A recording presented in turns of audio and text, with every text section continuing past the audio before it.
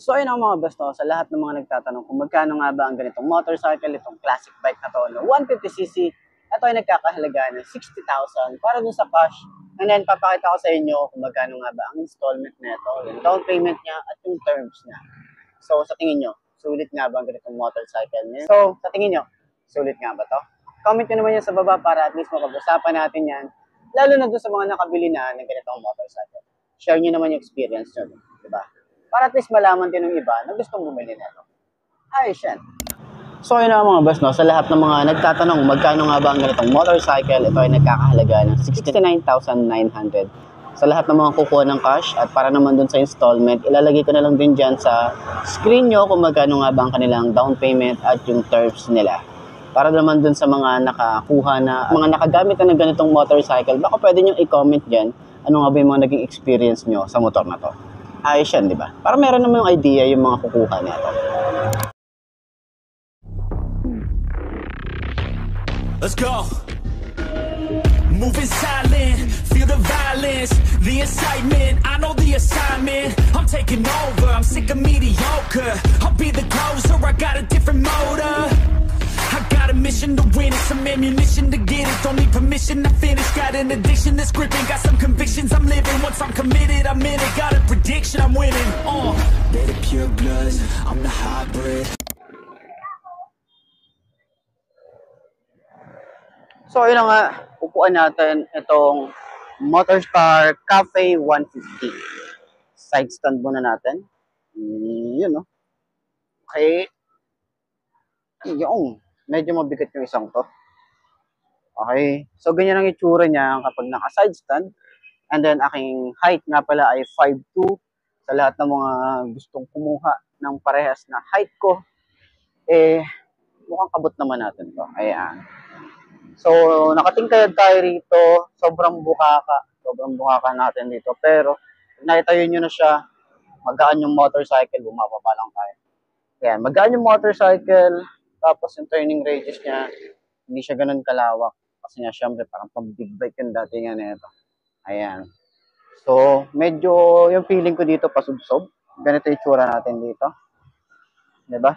Ayan, ang itsura niya. Okay. So, medyo subsub tayo rito.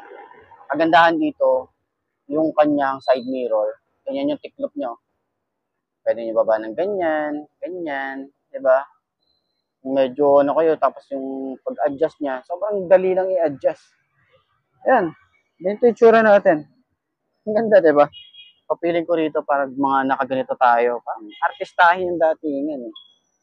Bukaka nga lang talaga tayo rito, pero madali naman siyang i-manage. So sa tingin nyo, sulit nga ba ganitong motorcycle? Sa lahat ng mga gustong kumuha ng ganitong motorcycle, pwede nyo kontakin yung Motorstar Baliwag para at least makapag-inquire kayo ng ganitong motorcycle. Ayos, diba? Check nga natin yung shock. Oh, ganda ng shock ko. Ganda yung unahan. Sa likod, medyo matigas ng konti, pero sakto lang to. Lalo kapag may angkas ka, dito, sakto lang yan. Diba? Yung tigas niya. So, matras tayo So, ayan. Center stand natin. Medyo mabigat nga yung motor.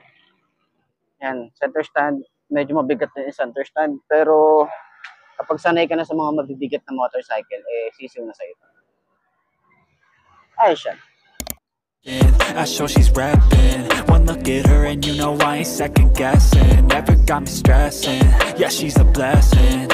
Look her body up and down, got me obsessing. I took her in some pieces. We picked them up on the weekend. Tequila, we keep on drinking till our bodies do the thinking. The mattress is always sinking. The headboard is always squeaking. She gives me all of the feelings. I think I began the healing. We're switching up our positions. My baby is on a mission. She always got my permission to do whatever she wishing. She dressing up like a kid and she be my only addiction. And when